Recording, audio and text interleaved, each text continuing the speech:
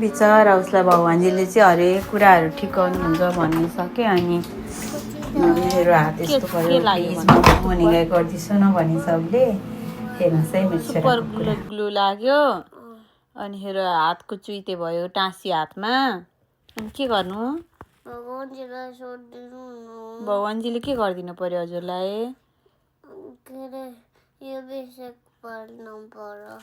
हजुरको हात विषेक बनाउनु पर्यो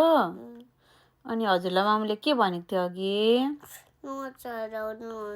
नचलाउनु भनेको थियो हजुरले टेरिसेन नि अब को ब्याड भयो तिमी नै ब्याड हो त्यो कुरा पनि थाहा छ हजुरलाई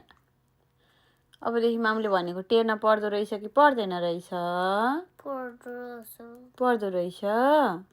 कस्तो बेसरी गाह्रो जस्तो भएको छ कस्तो भएको छ खै देखाइसो त खै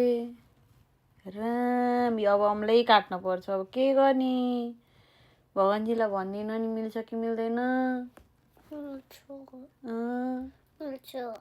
अब के गर्ने किकुसा